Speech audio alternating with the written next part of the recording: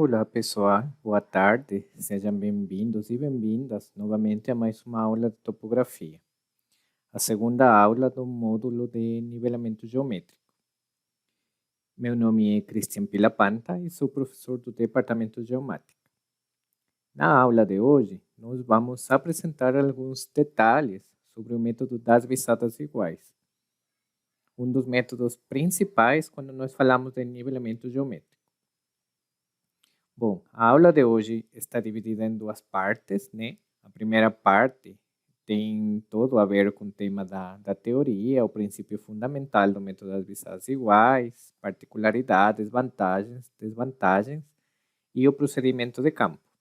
E a segunda parte está encaminhado a uma série de exercícios para entender melhor como funciona o método. Bom, para iniciar, é importante dizer que o nivelamento geométrico tem diferentes métodos, entre os quais o método das visadas iguais é um dos mais utilizados, e isto principalmente devido à funcionalidade que ele tem.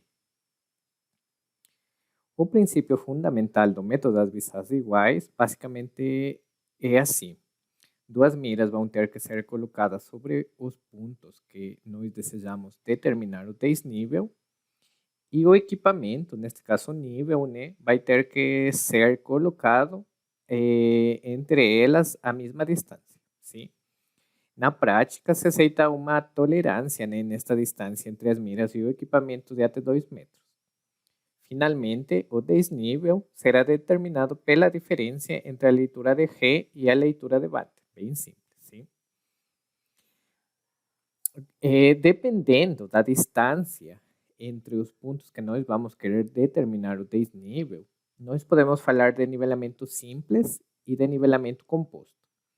No caso do nivelamento simples, logicamente o desnível vai ser determinado com apenas uma única instalação do equipamento, sim? Com um único lance. E no caso do nivelamento composto, o desnível entre os pontos vai ser determinado a partir de uma série de lances, sim? Então, neste caso, o cálculo do desnível será através da somatória dos desníveis de cada lance. É importante, nesta parte, falar que quando nós trabalhamos com duas miras, né, logicamente, cada uma delas vai ter características próprias, né? E como parte destas características, elas vão ter embutido na sua estrutura um erro próprio da graduação da escala, sim? Este erro nós conhecemos como erro de índice. Então, neste caso, a relação fundamental que nós tínhamos, né, para o cálculo do desnível entre o ponto A e o ponto B, vai ter um termo adicional, sim? Então, para cada um dos leituras, né, a leitura em G e a leitura em bande, nós vamos adicionar um termo que vai ser o erro de índice da mira, né? A solução para isto, basicamente para eliminar este erro, a solução vai ser realizar um número par de lances para cada secção, sim? Então, por exemplo, nesta figura, nós estamos tentando calcular o desnível entre um ponto A e um ponto C com um ponto B intermediário, sim? Então, no primeiro lance, entre o ponto A e o ponto B, nosso desnível vai ser igual à diferença, né? A diferença entre as leituras em A e em B, mais a diferença dos erros de índice da mira 1 e da mira 2. E no caso do segundo lance, né, do ponto B para o ponto C, vamos ter do mesmo jeito. Que o desnível entre o ponto B e o ponto C vai ser igual à diferença entre as leituras, entre B e C, mais a diferença entre os erros de índice das miras. Quando nós calculamos com isto, né, o desnível entre o ponto A e o ponto C, que basicamente seria a somatória dos desníveis, nós vamos ver que os erros de índice da mira vão desaparecer, sim? Vão ser eliminados. E nossa equação vai terminar assim. A leitura de A feito no primeiro lance, menos a leitura de B feito no primeiro lance, mais a leitura de B feito no segundo lance, menos a leitura de C feito no segundo lance, sim? Então, neste caso, nós estamos eliminando o erro de índice. Algumas particularidades do método, sim? Nós tínhamos falado que o nível tem que estar na mesma distância entre as miras, mas isto não necessariamente implica que o nível tenha que estar alinhado a elas. Às vezes, nós temos obstruções e, neste caso, o nível vai ter que ser deslocado para outra ubicação, mas mantendo aquela distância entre as miras. Outra coisa importante para ter em conta também é que no método das visadas iguais, o cálculo do desnível independe da altura do instrumento. Nesta figura, por exemplo, temos duas observações sim, feitas com diferente altura do nível e nós podemos ver que o desnível entre os pontos se mantém. Sim? Então, aí podemos ver, logicamente, que o desnível independe da altura do instrumento. Principais vantagens do método das visadas iguais. A principal vantagem, logicamente, vai ser a minimização dos erros causados por exemplo, a curvatura terrestre, a reflexão atmosférica e o erro de colimação do nível. Sim? Lembrando e salientando melhor que os dois primeiros erros, o erro de curvatura terrestre e de reflexão atmosférica, são considerados significativos quando nós falamos da aplicação do nivelamento geométrico na geodésia. Bom, como vamos trabalhar em campo com este método? Então, basicamente, nós vamos ter que posicionar as miras sobre os pontos de interesse, né? E, logicamente, estas têm que estar verticalizadas. Para isso, nós vamos fazer uso dos níveis de cantoneira. Aqui na imagem podemos ver um exemplo de um nível de cantoneira, que é um aparelho pequeno que vai justamente permitir manter a verticalidade da mira. Uma vez posicionadas as miras e o nível devidamente calado no meio delas, né, mantendo a distância, vamos a realizar as leituras. Então, fazemos as leituras principalmente do fio nivelador e também dos fios estadimétricos superior e inferior. Isto com o objetivo de poder ter uma comprovação das leituras. Sim? Então, neste caso, nós podemos falar que a média das leituras do fio superior e inferior teria que ser igual à leitura do fio médio, com uma tolerância, né, igual a 0,002 metros. Se nós não temos esta tolerância, teremos que fazer uma leitura novamente da mira, neste caso. Né? Outra parte importante também é o cálculo da distância da mira, para comprovar que o nível esteja bem instalado, né, na mesma distância. Então, para isso, temos a fórmula que seria fio superior menos fio inferior vezes uma constante. Né? Esta constante nós chamamos de constante estadimétrica do equipamento e ela é obtida geralmente do manual do equipamento.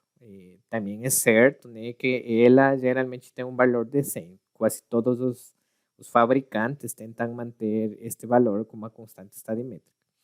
Então, aqui para nosso exemplo, nós podemos ver um valor no fio superior de 1 metro, 488, para o fio médio de 1 metro, 462, e para o fio inferior de 1 metro, 438. Sim, com isso a distância, nós podemos ver que a distância vai ser de 5 metros, aplicando a fórmula apresentada neste slide. É importante também dizer, né, que todos os dados observados em campo devem ser anotados cuidadosamente em uma caderneta específica para o método das visadas iguais. Cada método geralmente tem uma caderneta própria. Né? Então, neste caso, na figura, podemos ver um exemplo de caderneta do método das visadas iguais. Então, na primeira coluna, nós vamos colocar os pontos visados, sim, os pontos que definem o lance, o ponto A, o ponto B, o ponto B, o ponto C, e assim por diante. As distâncias, sim, respectivas, neste caso a distância mira em G, e neste caso a distância mira em Vante. As leituras dos fios estadimétricos em G e em Vante, sim, aqui, se vocês olham, podem ver aqui, fio superior, fio inferior.